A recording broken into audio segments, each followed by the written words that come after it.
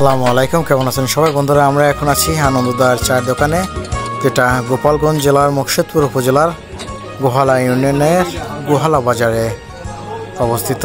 এটি একটি ভাইরাল চায়ের দোকানও বলতে পারেন। তা আমরা আসার পর দেখলাম যে দাদা অনেক ব্যস্ত সময় পার করছেন। এত পরিমাণ চাপ যে ওনার অলরেডি 5টা দোকান এই চার জন্য বরাদ্দ করতে হয়েছে।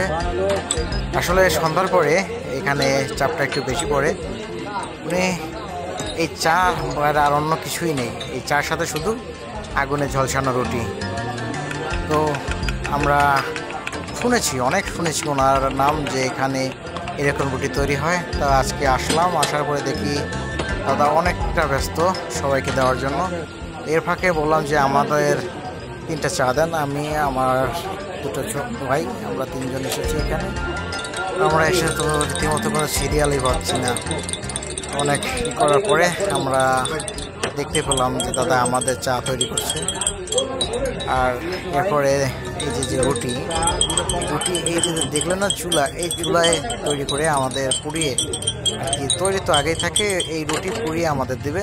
মানে কি বলবো, অসাধারণ টেস্ট। আপনি না খেলে বুঝবেন না।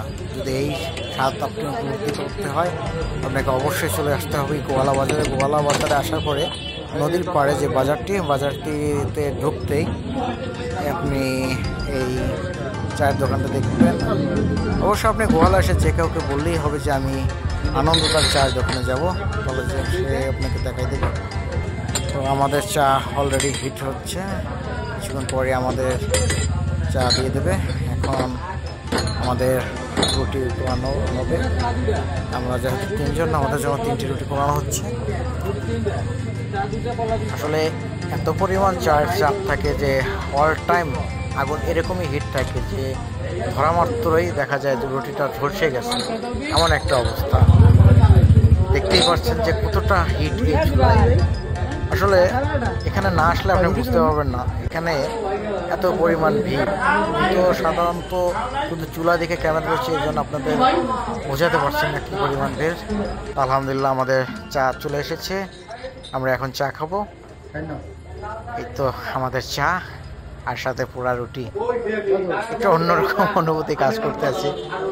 আমি শুনেছি আর এখন এটা খাচ্ছি। বিশ্বাস করুন অনেক শুনেছি এই আনন্দদার চায়ের। তো দেখি কি অবস্থা চার স্বাদ, তো দেখতে থাকুন।